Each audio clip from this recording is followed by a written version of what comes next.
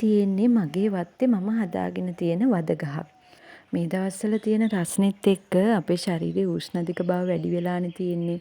ඉතින් ඒකට විසඳුමක් විදිහටත් මගේ ඇඟේ පොඩ්ඩක් බරත් වැඩි වෙලා තියෙනවා. මං ඉතින් ඒක පාලනය කරගන්නත් මේක පෝෂණ අතිරේකයක් විදිහට පාවිච්චි කරන හින්දා මට හිතුණා ඒ ගැන පුංචි දැනුවත් කිරීමක් කරලා නොදන්න අයට දැනගන්න මං දන්න කරුණු වගේම මං හොයාගත්ත කරුණුත් එකතු කරලා පුංචි වීඩියෝ එකක් ගේන්න. ඉතින් මේ වදමල් වල ගුණ ගැන කතා කරන ගමන්ම මේ වදමල් වලින් ඩ්‍රින්ක් එකක් හදාගන්නේ කොහොමද කියලා වීඩියෝ එක අතරමඟදී මං ඔයාලට කියලා දෙන්නම්.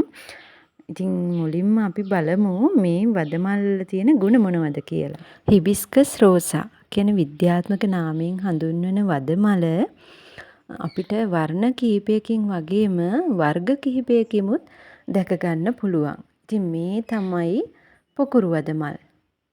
වද විශේෂයේ තවත් එක් වදමල් වර්ගයක්. ඉතින් ඔයාලා දන්නවද මේ වදමල් වල විටමින් C, පොටෑසියම්, යකඩ වගේ පෝෂණ කොටස් රැසක් අඩංගු වෙනවා කියලා. ඒ වගේම අපේ ශරීරයේ ඇතිවන රෝග රැසකට ප්‍රතිකාරයක් කියලාත් ඔයාලා දන්නවද?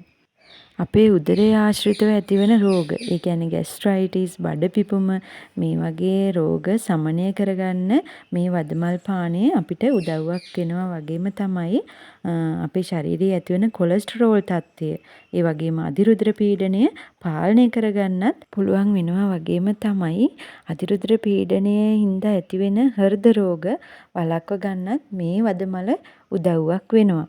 ඒ වගේම තමයි මූත්‍රාංශය ආශ්‍රිත රෝග, කියන්නේ මූත්‍රා දැවිල්ල, මූත්‍රාඩාශය, මූත්‍රාංශය ආශ්‍රිත ඇතිවන වේදනාවන් වලට හොඳම ඖෂධයක් තමයි මේ වදමල් පානය. ඒ වගේම තමයි අපේ ශරීරයේ තියෙන ප්‍රතිශක්තිකරණය වැඩි කරගන්න ලොකු උදව්වක් වෙනවා. වගේම තමයි අක්මාවේ නිරෝගී බව රැක ගන්නත් ගොඩක්ම උදව්වක් වෙනවා මේ වදමල් වලින් හදාගන්න පානෙන්. ඉතින් මේ කරුණු කියනකොට විශේෂම දෙයක් කියන්න ඕනේ, මේ වදමල් පානය පෝෂණ අතිරේකයක් විදිහට අපි භාවිතා කරනවා නම්, ඒ කියන්නේ කොලෙස්ටරෝල්, අධිරුධිර පීඩනය, දියවැඩියා වගේ රෝග තත්ත්වවලට දිගු කාලිනව බෙහෙත් ගන්න කෙනෙක් නම් මේ වදමල් පානය භාවිතා කරනකොට මේ කරුණු සම්බන්ධ නිර්දේශිත දැනුම්ලත් වෛද්‍යවරයෙක්ගෙන් හරි ආයුර්වේද වෛද්‍යවරයෙක්ගෙන් හරි උපදෙස් අරගෙනම භාවිතා කරන්න කියලත් මම මේ වෙලාවේ මතක් කරනවා. ඉතින් මේ වදමල් පානය අපේ ලෙඩ රෝගවලට විතරක් නෙමෙයි, අපේ කාන්තාවන්ට විශේෂයි. ඒ කියන්නේ කාන්තාව වන අපිට මාර්තව කාලයේදී තියෙන අපහසුතාව ගැන ඉතින් අමුතුවෙන් කියන්න ඕනේ නෑනේ.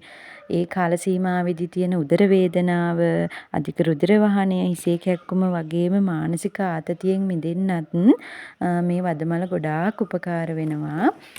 මේ වදමල් පානය තුළින් මේ වේදනාවන් සමනය කරගන්න වගේම තමයි ඒ කාල සීමාවේදී ශරීරයෙන් අධික ලෙස රුධිරය පිටවීම හේතුවෙන් ශරීරයේ ඇතිවන රක්තහීනතාවය අවම කරගන්න මේ වදමල් පානය ගොඩාක් උපකාර වෙනවා කියලා වෛද්‍යවරු සඳහන් කරලා තියෙනවා.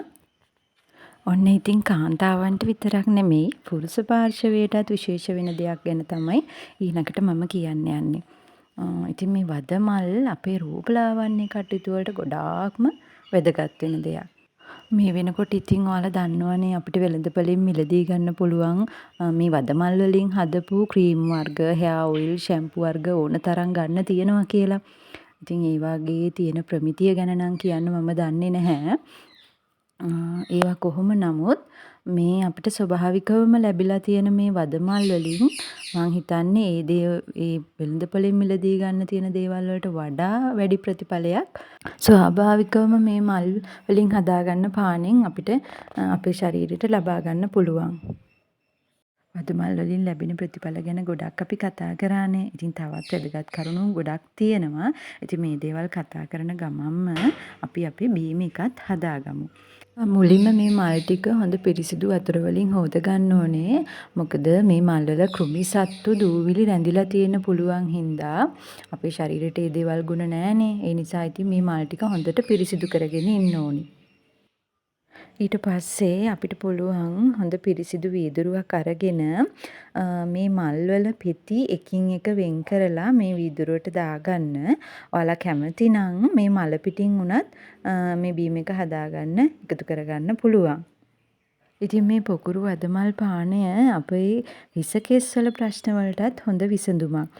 හිසකෙස් වැටීම වළක්වලා අලුත් හිසකෙස් වර්ධනය කරගන්නත් ගොඩාක් උපකාරී වෙනවා. ඉතින් මම මුලදී කිව්වනේ මේ දවස්වල මගේ බර ටිකක් වැඩි වෙලා තියෙනවා කියලා.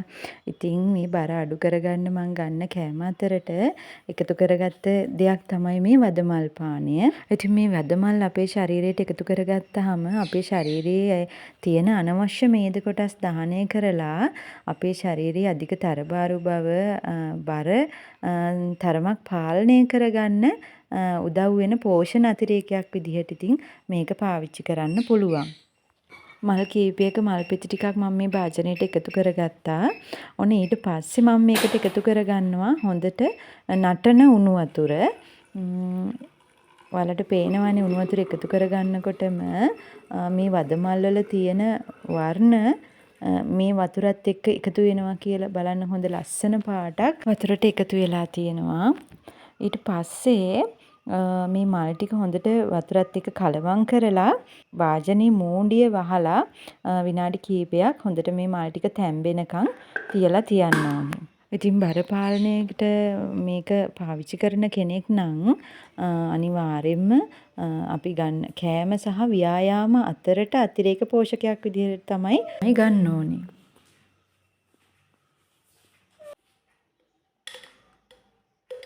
ඔන්න ඉතින් ඔයාලට පේනවනේ මේ වදමල් වල තිබ්බ මේ පාට දැන් මේ වතුරත් එක්ක එකතු වෙලා තියෙන්නේ. ඉතින් වදමල් ටික තැම්බුනහම මෙන්න මේ වගේ තමයි දකින්න තියෙන්නේ. මේ විදිහට ඉතින් මේ වදමල් ටික ඔක්කොම අයින් කරගෙන මේ වතුර එක හොඳට පෙරා ගන්න ඕනේ. ඔන්න ඉතින් ඊළඟට මම මේකට මේ පැණි එකතු කරගන්නවා. ඇඟේ බර තරබාරුව පාලනය කරගන්න නම් සීනි වලට වඩා මී පැණි තමයි භාවිතා කරන්න ඕනේ කියලා කියන්නේ. ඉතින් මී පැණි වලත් පරණ මී පැණි තමයි අපි ගන්න ඕනේ මේ වදමල් පානයට එකතු කරගන්න. අන්න ඉතින් මම මේකට මී පැණි ටිකකුත් එකතු කරගන්නවා. ඊළඟට ලුණු ටිකක් එකතු කරගෙන හොඳට කලවම් කරගන්නවා. ඉතින් මේක ඔයාලට මේකට සීනි එකතු කරගන්නත් පුළුවන්. මේ බර අඩු කරගන්න තමයි මම මී පැණි එකතු කරගන්නේ.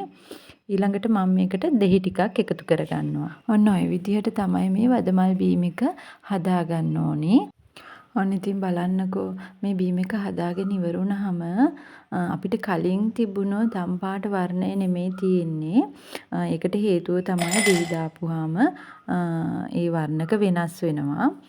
ඉතින් අපි පුංචි දරුවන්ටත් මේ වදමල් පානය දෙන්න පුළුවන්. පුංචි දරු පැටවුන්ගේ මතක ශක්තිය වර්ධනය කරන්න හොඳ උසුවක් තමයි මේ වදමල් පානය. ඉතින් පුංචි දරුවෝ කැමතිනේ විවිධ වර්ණවල විවිධ බීම වලට. ඉතින් අපිට පුළුවන් මෙන්න මේ විදිහට කෘත්‍රිම බීම වෙනුවට ඖෂධීය බීම පුංචි දරුවන්ට හරි ලස්සනට පිළියෙල කරලා දෙන්න. ඉතින් මේ වදමල් පානය ගැබිණි මව්වරුන්ට කිරි දෙන මව්වරුන්ට නම් සුදුසු නෑ කියලා වෛද්‍යවරු සඳහන් කරනවා. ඉතින් මේ වගේ මහඟු වටිනාකමකින් යුත් ඖෂධ අපිට සෝබා දහමින් ලැබිලා තියෙද්දී මුදල් නාස්ති කරගෙන කෘත්‍රිම දේවල් පස්සේ දුවලා අපි දීර්ඝ කාලීනව සුවයක් ගෙවන්න තියෙන ජීවිතේ කෙටි කාලයකින් රෝග ගොඩක් තියෙන තැනක් කරගෙන ජීවත් වෙන්න කියලා පොඩ්ඩක් නිවි හැනහිල්ලේ හිතලා බලන්න. ඉතින් අද මගේ වීඩියෝ එකකින් ඔයාලගේ ජීවිතේට මොනවා හරි දෙයක් ගන්න ලැබුණා නම් පහලින් කමෙන්ට් එකක් දාගෙන යන්න. මගේ channel එක subscribe කරලා තියාගන්න. ඉතින් අදට මම ගිහින් එන්නම්. ආයෙත් මේ වගේ වීඩියෝ එකකින් හම්බ වෙනකන් ඔයාලට බුදු සරණයි.